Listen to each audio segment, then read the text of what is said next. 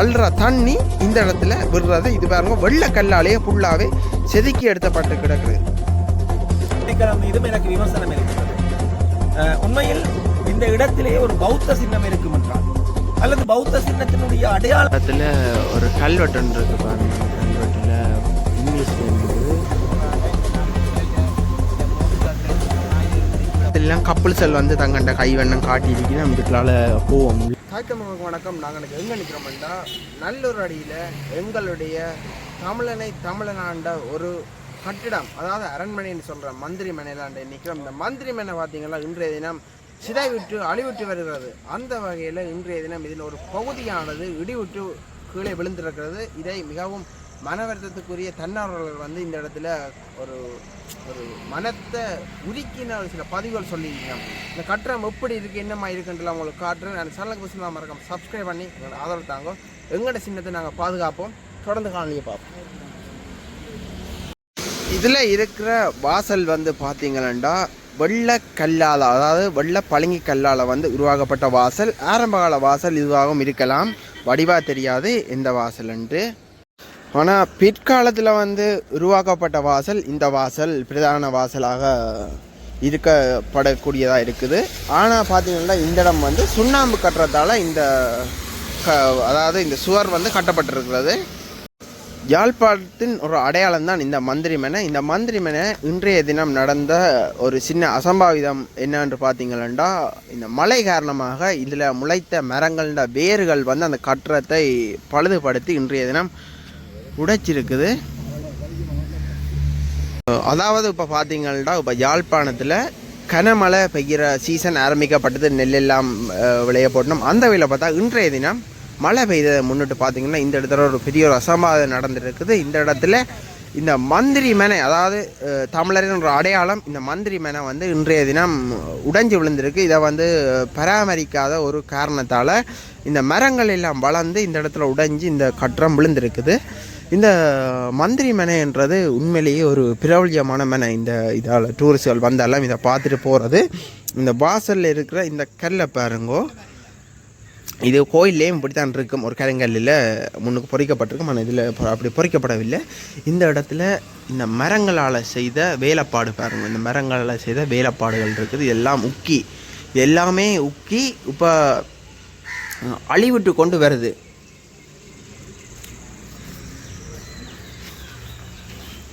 பாருங்க, இதில் ஆலமரத்தின் வேர்கள் எல்லாம் எப்படி வந்து நிற்கிதுன்னு. அது மட்டும் இல்லை, இந்த இடத்துல இந்த லவ்வர்ஸ் மேர் பேர்கள் எழுதி காட்டுகள் எழுதி எல்லாம் விளையாடி இருக்கணும். இப்போ உள்ளே போகிறதே பயமாக தான் இருக்குது. இந்த மந்திரி மனைக்குள்ளே பாருங்கோ பெரிய தீராந்தியலால் எல்லாம் செய்யப்பட்டிருக்கு. இதுக்கு இத்தனை பேர் வந்திருப்பீங்க. ஆனால் இந்த இடத்துல பிறந்த நாளெல்லாம் செய்யணும். இந்த இடத்துல கதை ஒன்று போடப்பட்டிருக்கிறக்கு, ஆனால் இது புதுசாக போடப்பட்டிருக்குன்னு நினைக்கிறேன். இது ஒரு பாதுகாக்கப்படுற அறையன்னு நினைக்கிறேன் நான். இதில் கதவெல்லாம் போட்டிருக்கேன், புதுசாக போட்டிருக்கேன். இதுக்குள்ளே அது பொருட்கள் வச்சுட்டமோடு தெரியலை. இதெல்லாம் உடைக்கப்பட்டிருக்குது. அதோடு இப்படி இஞ்சால வந்தால் இது கிட்டத்தட்ட ஒரு 5-6 அறை கொண்ட ஒரு மனை. இது அநேகமாக குசினியாக இருக்குமென்னு நினைக்கிறேன். இல்லாட்டி இது வேறு எதுமா இருந்ததெல்லாம் உடைஞ்சிட்டுது. இது கிணறு வந்து மூடி இருக்கணும். இது எல்லாம் சுண்ணாம்பு கல்லால் கட்டப்பட்டிருக்கு இந்த கட்டடம். பிறகு இந்த இடத்துல சீமந்தாளையெல்லாம் பூசி வேலை செய்திருக்கணும். அதுக்கு பிற்பாடு காலப்பகுதிகளில் இதை எடுத்து இது இந்த வேலையால் செய்திருக்கணும் சீமந்தாளை. ஆனால் இப்போ பார்த்தீங்கன்னா இந்த வேலை செய்கிறோன்னா எத்தனையோ கோடிக்கணக்கில் முடியும், ஆனால் அப்படி செய்யலாது. இதில் மேல் மாடி கூட இருந்திருக்குது அந்த காலத்திலேயே. இங்கே பாருங்கள், படியால் செய்த மேல் மாடி இப்படி இதால் ஏறி போகிறது.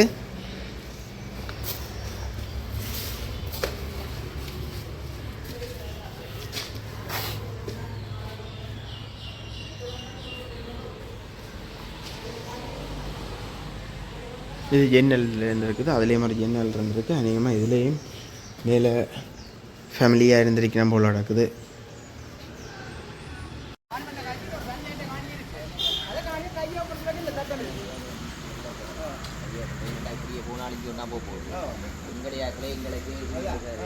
ஒரு அரசுக்கு இருக்குன்னு சொல்றீங்களா தொல்பொருள் என்ற ரீதியில சுயரிக்கிற அரசுடமையா சுயரிக்கிற சட்டப்பட வேண்டது அழிஞ்சழிஞ்சு போய் ஒரு கட்டத்தில் ஒன்றும் இல்லாம போகுது இப்படியே அடையாளம் இதே இந்த கோயிலை பாருங்க எனக்கு ஒரு சொல்லிச்சது இந்த கோயிலே யாழ்ப்பாணத்தில் அத்திவாரம் உண்டு எல்லாம் செயலிழந்து போய் கிடக்கு சொத்து தான் அது எங்க அங்க இருக்கிற நிலைமைகளே அதை பற்றி எல்லாம் ஒன்றுமே தான் ஒன்று நம்ம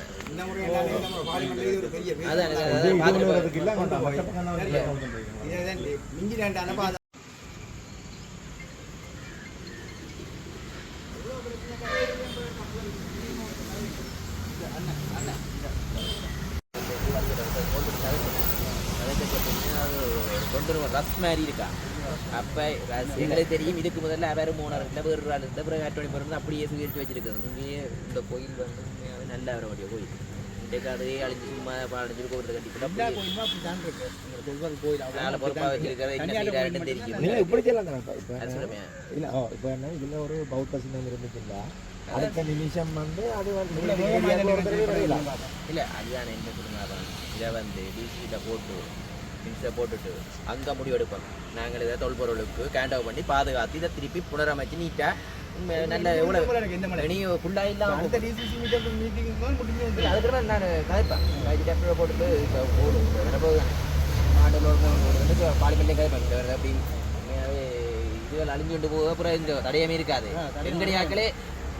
எங்கடையாக்களே எங்களுக்கு அவங்க தொல்பொருளுக்கு நாங்கள் செய்கிறதுக்கு அப்போ அவங்க இங்கே இருக்கிறதுனா அவங்களும் ஒன்று தானே அவங்களும் பேசாம விட்டு இருப்பாங்க அப்ப நாங்களும் இதை புஷ் பண்ணணும் இதை நாங்களும் எங்கடையாக்களும் புஷ் பண்ணியிருக்கணும் இப்ப நான் போய் இதை கதைக்க போனா அப்புறம் எடுத்து தொல்பொருள் கொடுக்க போறான்னு சொல்லுவாங்கல்ல அதுவும் பேரு அதான் தொல்பொருளுக்கு அங்க தூக்கி கொடுக்க போற முடியாது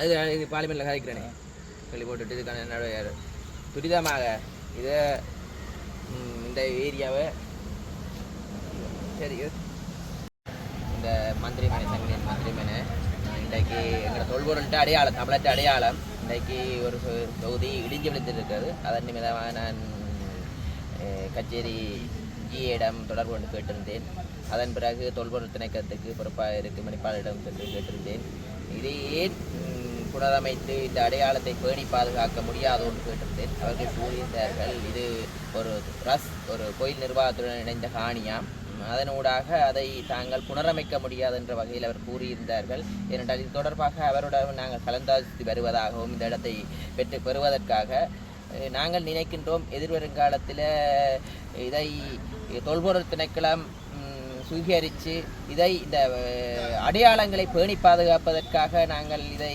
ஒரு தொல்பொருள் திணைக்களத்துக்கு சுவீகரிப்பதற்கான நடவடிக்கை எடுப்பதற்கு எங்களால் என்ற ஒத்துழைப்பை கச்சேரி ஒருங்கிணைப்பு குழுவில் முன்வைக்கும் போது எல்லோரும் இதற்கு ஆதரவு தெரிவித்து எங்களோட தமிழற்ற கலாச்சாரம் அடையாளங்களை பேணி பாதுகாப்பதற்காக தொல்பொருள் திணைக்களத்துக்கு கொடுக்கும்போது சில தொல்பொருள் திணைக்களத்துக்கு கொடுக்க போகிறோன்னு சொல்லக்கூடும்.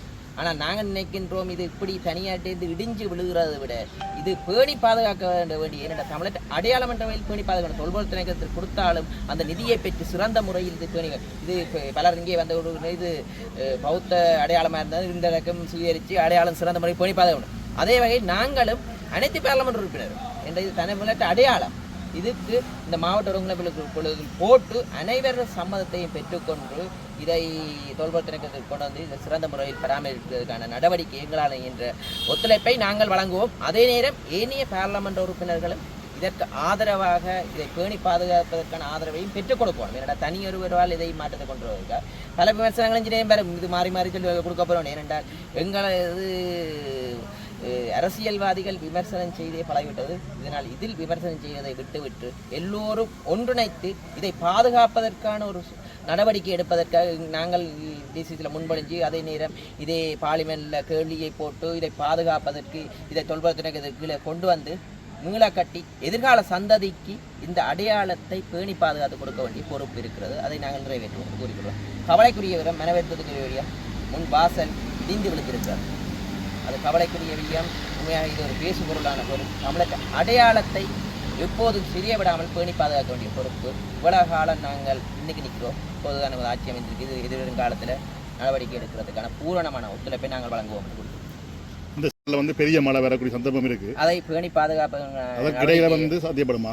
இல்ல என்ன சொல்லுங்க அப்பம் இன்றைக்கு சாத்தியப்படுறதை விட இதை பேணி பாதுகாக்கிற ஒரு நடவடிக்கையை இன்றைக்கு நான் அழுத்தத்தை பிரயோகிக்கின்றேன். ஏனென்றால் மீதம் இருக்கின்ற கட்டடம் இடிந்து விழாத வகையில் ஏதாவது ஒரு நுட்பமான முறையில் பொறியியலாளர் என்ற அறிவுரைகளை பெற்று தற்காலிகமாக குறிப்பிட்ட காலத்திற்கு அதை பாதிப்பு ஏற்படாது நாளைய தினம் அதுக்கான நடவடிக்கை எடுப்பதற்கு நான் எடுக்கணும். இந்த பக்கத்தாலேயும் ஒரு வாசல் இருக்குது. இந்த வாசல்ல எல்லாம் பாருங்க, இந்த மரத்தால் தான் தூண் இருக்குது. இந்த தூண் எல்லாம் இப்போ சிதவிட்டுட்டு ஃபுல்லாகவே.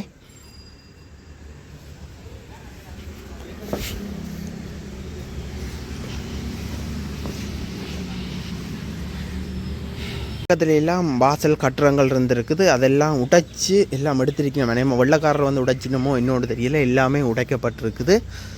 இங்கால இந்த மரங்கள் எல்லாமே வளர்ந்து இந்த கட்டுறத்தை ஆக்கிரமிச்சிட்டு இப்போ ஃபுல்லாக.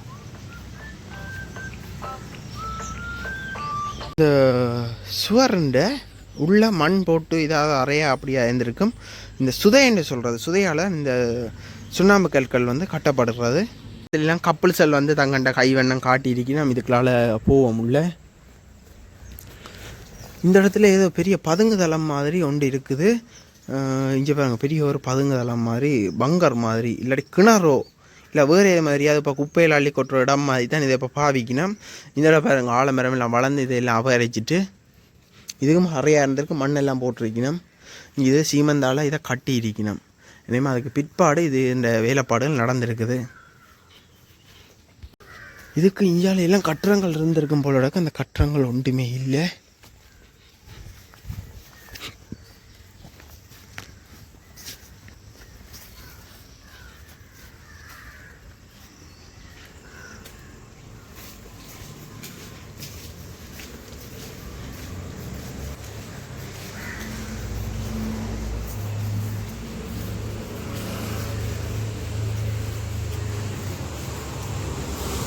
எல்லாமே இந்த வேர்களால் அபகரிக்கப்பட்டு உடைச்சி கொண்டு இருக்குது. இடத்துல ஒரு கல்வெட்டு ஒன்று இருக்குது பாருங்க. அந்த கல்வெட்டில் இங்கிலீஷ்லேயும் இருக்குது, தமிழ்லையும் இருக்குது. ஆனால் இது உண்மையான கல்வெட்டு ஒன்று தெரியல. செஸ் போர்டில் பார்த்தீங்கன்னா இதே மாதிரி ஒரு காயின் இருக்கும். இது வந்து வெள்ளக்கல், அதாவது பளிங்கக்கல்ன்னு சொல்கிற வெள்ளக்கல். இந்த கல்லையெல்லாம் மேலே தூக்கி ஏற்றினண்டேக்க யோசிச்சு பாருங்க, இவ்வளவு ஒரு பிரமிப்பான ஒரு வேலை. இதெல்லாம் ஃபுல்லாக மேலே ஏற்றி தான் அந்த காலத்தை வேலையை செய்திருக்கணும். அங்கே பாருங்க, ஒரு வெள்ளக்கல்லே தூண் செய்திருக்கணும். இந்த தூணுகள், இந்த தூண் உண்டை விழுந்து தான் இந்த இடத்துல உடைஞ்சிருக்குது. இதை வந்து நான் பல காலமாக நான் இந்த இடத்துக்கு வந்து போகிறதால இந்த நான் எடுக்க இந்த முகப்பு தட்டில் எடுத்து போனால் இது இடிஞ்சு விட போது யாராவது பாதுகாக்க வேணும் என்று சொல்லி அந்த காலத்துலேருந்தே நான் போட்டு கொண்டிருக்கிறேன்.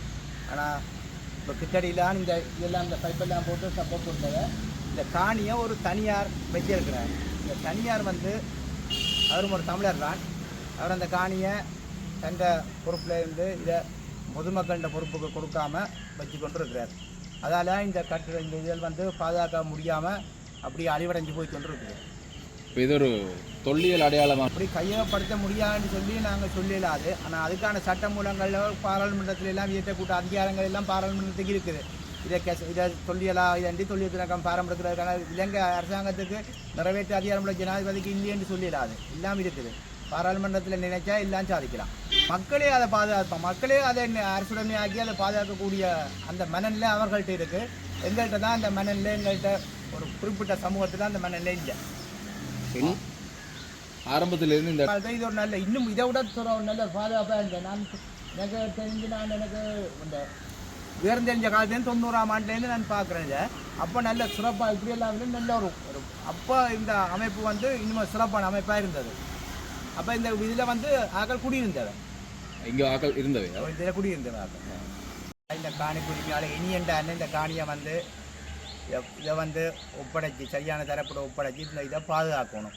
ஏன்னா இது வந்து எங்களோட தமிழ் மன்னன் ஆண்டதுக்கான கடைசியான அடையாளம் இது ஒன்று தான் இருக்குது.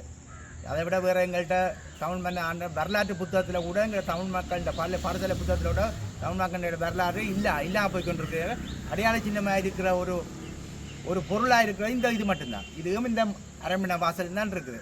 அதை நாங்கள் இனி அடுத்தடுத்த சந்ததிக்கு நான் கொண்டு போக விட்டோம்னு சொன்னால் நாங்கள் ஒரு அழிவடைந்த இடமாக இந்த நூற்றாண்டில் கருதப்படுவோம். இந்த பக்கத்தில் எப்படி இருந்ததோ இதே போல தான் அங்காள பக்கத்துலேயும் இருந்தது. அதுதான் இப்போ ஃபுல்லாகவே உடைந்து கீழே இருக்குது. மிகவும் மனமுடைஞ்சு அந்த அண்ணன் சொல்லுவதை நீங்கள் கேட்டிருப்பீங்கள். இப்போ இந்த இடத்துல இது வந்து துலா என்று சொல்லப்படுறது உங்களுக்கு தெரியும். அந்த தண்ணி அழுவதற்கு பயன்படுத்துகிற துலா.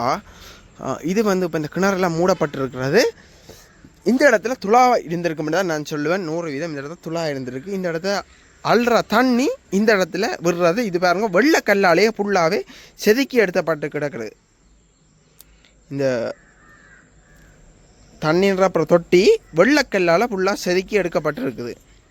இந்த கிணறும் பார்த்தீங்கன்னா ஃபுல்லாக வெள்ளக்கல்லால் தான் செதுரிப்பினம் போல நடக்குது. ஏனெண்டா இந்த இடத்துல அதாவது கால் வச்சு நாங்கள் அல்ற இடமெல்லாம் வெள்ளக்கல்லால், அதாவது பழங்கி கல்லால் தான் செதுரிக்கணும். இப்படியான ஒரு தொன்மை நிறைந்த எங்களுடைய அடையாள சின்னம் என்று முற்றுதுமாக அழியும் தருவாயில் இருக்கிறது. இதை முடிந்தால் அந்த காணியுரிமையாளரிடம் கதைத்து சொத்தை பேணி பாதுகாப்பதற்கு உதவி செய்திருமாறு இதில் தன்வாளர்கள் கேட்டுக்கொள்ளினோம். மறக்காம காலனை தொடர்ந்து பாருங்கள். ஒரு விடயத்தை சொல்வார்கள் எல்லோரும், ஒன்றை அழிப்பது மட்டும் வன்முறை அல்ல, அதனை அழிய விடுவதும் வன்முறை தான். இன்றைக்கு அந்த வன்முறை தான் இன்றைக்கு தமிழர்களுடைய மரபுரிமை சொத்துக்கள் மீது தொடர்ந்து பிரயோகிக்கப்பட்டு வருகின்றது. தமிழருடைய மரபுரிமை சொத்துக்களை அழிக்க வேண்டும் என்று ஒரு தரப்பினரும், அல்லது அழிய விட்டு அதனை அவ்வாறே நீர்த்து போக செய்ய வேண்டும் என்று அதே தரப்பினரும் செயற்படுகின்றார்கள். உண்மையில் நான் நினைக்கிறேன் 2018ஆம் ஆண்டு நான் யாழ்ப்பாண மாநகர சபையினுடைய உறுப்பினராக வந்தபோது எங்களுக்கு ஒரு கனவு இருந்தது. எனக்கும் சரி, என்னுடைய சக மாநகர சபை உறுப்பினராக இருந்த தனுஜனுக்கும் ஒரு கனவு ஒன்று இருந்தது. யாழ் மாநகர சபைக்குள்ளே இருக்கின்ற மர உரிமை சின்னங்களை பாதுகாத்து எங்களுடைய அடுத்த தலைமுறை கொடுக்கணும் என்று. ஆனால் மாநகர கட்டளை சட்டங்கள் அவ்வாறான அதிகாரங்களை அவை கொண்டிருக்கவில்லை என்ற அடிப்படையிலே அது அவ்வாறே கைவிடப்பட்டன. நாங்கள் மாநகர சபையிலே இருந்த காலத்திலே இந்த மந்திரி மனையை பாதுகாக்க வேண்டும், குறைந்தபட்சம் இங்கு ஒரு காவலாளியை போட்டு இங்கிருக்கின்ற சொத்துக்களை பாதுகாக்க வேண்டும் என்கின்ற ஒரு கருத்துருவாக்கம் கூட நாங்கள் மாநகர சபை அமர்விலே பேசிய போது கூட அதற்கான செயல் வடிவங்கள் பெறவில்லை. இது நடந்து முடிந்த கதை. இவ்வாறு யாழ்ப்பாணத்திலே காணப்படுற பல மர உரிமை சின்னங்களை பாதுகாக்க வேண்டும் என்கின்ற மாநகர சபைக்கு அதிகாரங்கள் இல்லாத நிலையிலே 2021ஆம் ஆண்டு யாழ்ப்பாண மாநகர சபை முதல்வராக மணிவண்ணன் அவர்கள் வந்தார்கள். அப்பொழுது மாநகர சபைக்கு அந்த அதிகாரத்தை விடுத்து வெளியிலே யாழ்ப்பாண மர உரிமை மையம் என்று ஒரு அமைப்பொன்று உருவாக்கப்பட்டது. எங்களுடைய வாழ்நாள் பேராசிரியர் கலாநிதி புஷ்பரட்னம் சார் அவர்களுடைய தலைமையிலே அந்த யாழ்ப்பாண மர உரிமை மையம் ஆரம்பிக்கப்பட்டது. உண்மையில் யாழ்ப்பாண மர உரிமை மையத்தினுடைய மிக முக்கியமான குறிக்கோளாக இருந்தது இந்த மந்திரி மனையை புனரமைப்பதுதான். அதனை புனரமைக்க வேண்டும் என்ற ஒரு நல்ல நோக்கத்துக்காண்டி தான் யாழ்ப்பாண மர உரிமை மையம் ஒரு நோக்கமாக கொண்டு உருவாக்கப்பட்டது. ஆனால் எடுத்த எடுப்பிலே நாங்கள் அதனை செய்வதற்கு பல தடைகள் இருந்தன. ஆகவே யாழ்ப்பாண மர உரிமை மையம் முதலாவதாக உங்களுக்கு தெரியும், இதற்கு பக்கத்திலே இருக்கின்ற நல்லூர் ராசதானியினுடைய தோரண வாயிலை எடுத்து செய்து அது இன்றைக்கு ஒரு மிடுக்கான தோற்றத்துடன் இருக்கின்றது. அதனுடைய ஆரம்ப விழாவை நாங்கள் இங்கு வைத்தோம், அதாவது மந்திரி மேனையிலே வைத்தோம். அதற்கும் ஒரு காரணம் இருக்கின்றது. என்னவென்று சொன்னால், அடுத்ததாக நாங்கள் மந்திரி மேனையை மீள் உருவாக்கம் செய்ய போகின்றோம், அதனை எங்களுடைய அடுத்த தலைமுறைக்கு கொடுக்க போகின்றோம் என்ற அடிப்படையில் தான் அந்த விழாவினை நாங்கள் இங்கு செய்திருந்தோம். அதற்கு பிற்பாடு இன்றைக்கு தொல்லியல் திணைக்களம் எங்களுக்கு ஒரு விடயத்தை சொல்லுகின்றார்கள். இந்த மந்திரிமனை அமைந்திருக்கின்ற மந்திரிமனையை ஒரு பாதுகாக்கப்பட்ட சின்னமாக நாங்கள் அடையாளப்படுத்தி இருக்கின்றோம், பாதுகாக்கின்ற வர்த்தக மாநிலை அறிவித்திருக்கின்றோம். ஆனால் மந்திரிமனை இருக்கின்ற இந்த நிலத்தினை நாங்கள் அவ்வாறான ஒரு நிலைக்கு கொண்டு வரவில்லை. அதற்கு அவர்கள் கூறுகின்ற காரணம் என்னவென்று சொன்னால், இந்த நிலமானது ஒரு தனியாருடைய நிலம் அல்ல என்றும், இது ஒரு அறக்கட்டளை, அதாவது ட்ரஸ்டியின் நிலம் என்றும், அந்த அறக்கட்டளையுடைய நிலத்தினை கையகப்படுத்துகின்ற உரிமை தொல்பொருள் திணைக்களத்தினுடைய சட்டங்களுக்குள் இல்லை என்ற அடிப்படையிலே அதனை நாங்கள் செய்யவில்லை என்று கூறுகின்றார்கள். இதிலே தொல்பொருள் திணைக்களம் மீதும் எனக்கு விமர்சனம் இருக்கின்றது. உண்மையில் இந்த இடத்திலே ஒரு பௌத்த சின்னம் இருக்கும் என்றால், அல்லது பௌத்த சின்னத்தினுடைய அடையாளங்கள் ஏதாவது இருக்கும் என்று சொன்னால், தொல்பொருள் திணைக்களம் இவ்வாறான ஒரு விடயத்தை சொல்லாது. யாழ்ப்பாண கோட்டை பகுதியை சுற்றி தொல்பொருள் திணைக்களம் அதை பாதுகாக்க வேண்டும் என்பதற்காக கற்கள் அமைத்து வருகின்றன. ஆனால் தமிழர்களுடைய மரபுரிமை சொத்துக்கள், தமிழர்களுடைய மரபுரிமையை பாதுகாக்கின்ற, தமிழர்கள் இந்த மண்ணிலே தொன்மையாக வாழ்ந்தவர்கள் என்கின்ற அடையாளப்படுத்துகின்ற விடயங்களை அவர்கள் நீர்த்து போக செய்கின்றார்கள் என்ற ஒரு எண்ணப்பாடு எனக்கு இருக்கின்றது. அதற்கு இந்த மர உரிமை மையம் தொடங்கப்பட்டதற்கு மிக முக்கியமான காரணம் அதுதான். அவர்கள் சிங்களவர்களுடைய மர உரிமை சொத்துக்களை பாதுகாத்துக் கொண்டு தமிழர்களுடைய மரபுரிமை சொத்துக்களை பாதுகாக்க முடியாமைக்கு அவர்கள் கூறுகின்ற காரணம் நிதி பற்றாக்குறை என்று. ஆகவே யாழ்ப்பாண மர உரிமை மையம் இவ்வாறான நிதியோட்டங்களை நாங்கள் தருகின்றோம், நீங்கள் இதனை புனரமையுங்கள் என்ற ஓட்டத்தின்படிதான் யாழ்ப்பாண மர உரிமை மையம் தொடங்கப்பட்டது. அதன் தொடர்ச்சியாகத்தான் நல்லூர் ராசதானி செய்யப்பட்டது. அதே மாதிரி ஆணைக்கோட்டையில் இருக்கின்ற தொல்பொருள் ஆராய்ச்சி நிலையம் நடப்பட்டது. இறுதியாக துணைவி நடைபெற்றது. இதிலே மிக முக்கியமான விடயம் என்னவென்று சொன்னால், இவ்வளவத்தையும் செய்த யாழ்ப்பாண மர உரிமை மையம் ஏன் முக்கியமாக தமிழர்களுடைய அடையாளமாக இருக்கின்ற மந்திரிமனையை செய்யவில்லை என்கின்ற ஒரு கேள்வி எழும்புகின்றது. உண்மையில் யாழ்ப்பாண மர உரிமை மையத்தினுடைய தலைவர் புஷ்பரட்னம் சார் அவர்களும், அன்றைய யாழ்ப்பாண மாநகர முதல்வராக இருந்த மணிவண்ணன் அவர்களும் நான் நினைக்கின்றேன் 2022ஆம் ஆண்டு இந்த மந்திரிமனை இடிந்து விழப்போகின்றது என்று ஒரு பத்திரிகையாளர் மாநாட்டை கூறியிருந்தோம்.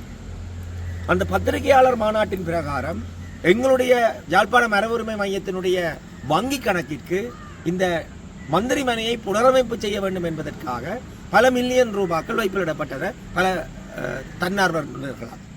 ஆகவே அந்த நிதியை வைத்துக்கொண்டு ஆரம்ப கட்டமாக இந்த மந்திரிமனையை செய்வோம் என்கின்ற ஒரு எங்களுடன் திட்டங்கள் இருந்தன. அதை எவ்வாறு செய்யப்படுகின்ற என்ற திட்ட வரைவு எல்லாமே இருந்தது.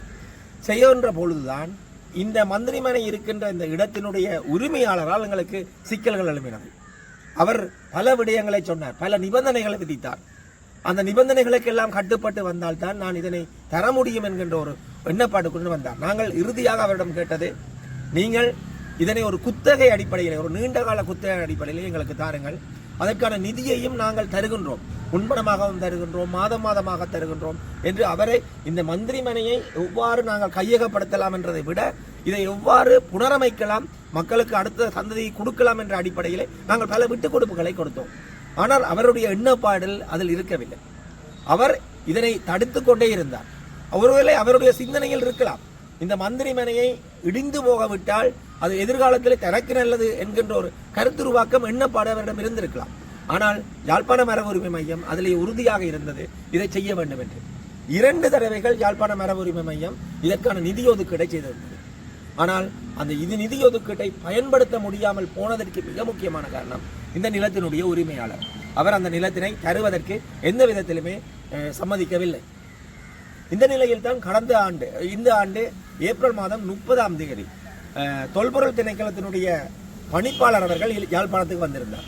அப்பொழுது அந்த தொல்பொருள் திணைக்களத்தினுடைய பணிப்பாளருடன் யாழ்ப்பாண மர உரிமை மையமும் தொல்பொருள் திணைக்களமும் உரிமையாளரும் ஒரு சந்திப்பை மேற்கொண்டிருந்தோம். அதான் இறுதி சந்திப்பு. அந்த இறுதி சந்திப்பிலே அவர் ஒரு விடயத்தை சொன்னார், இதை நீங்கள் செய்ய முடியாது, நான் இந்த தொல்பொருள் நான் தனி மனிதனாக, இந்த நில உரிமையாளர் கூறினார், தனி மனிதனாக இந்த மந்திரிமனையை நான் கட்டியெழுப்ப தயாராக இருக்கின்றேன், ஆகவே நீங்கள் இதில் எந்த தலையீடும் செய்ய வேண்டாம் என்று. அத்துடன் அந்த பேச்சுவார்த்தைகள் முடிந்தன. அதற்கு பிற்பாடு யாழ்ப்பாண மர உரிமை மையத்திற்கு இந்த மந்திரிமனையை புனரமைப்பதற்காக தந்த கொடையாளர்களுக்கு அந்த நிதி மீண்டும் திருப்பி அளிக்கப்பட்டது. ஆகவே கொடையாளர்கள் இந்த மந்திரிமனையை புனரமைக்க வேண்டும் என்பதில் மிகுந்த ஆர்வமாக இருந்தார்கள். இன்றைக்கு அந்த நிதியை நாங்கள் திருப்பி அவர்களிடம் ஒப்படைத்து விட்டோம். ஆக யாழ்ப்பாண மர உரிமையை பொறுத்த வரைக்கும், மையத்தை பொறுத்த வரைக்கும் மந்திரிமனையை புனரமைக்க வேண்டும் என்கின்ற எண்ணக்கருடன் ஆரம்பிக்கப்பட்டது. அதற்கு இருக்கின்ற தடைகள் இன்றைக்கு ஒன்றே ஒரு தடைகள் தான் இருக்கிறது. எல்லோருக்கும் சொல்லுவார்கள் நிதி பற்றாக்குறை இருக்கும். எங்களுடைய மக்கள் எங்களுடைய மர உரிமை சின்னங்களை பாதுகாப்பதற்கு பல நிதிகளை தருவார்கள். ஆகவே நிதி பிரச்சனை இல்லை. ஆனால் இந்த உரிமையாளருடைய தலையீடு என்பது மிக முக்கியமான பிரச்சனையாக இருக்கின்றது.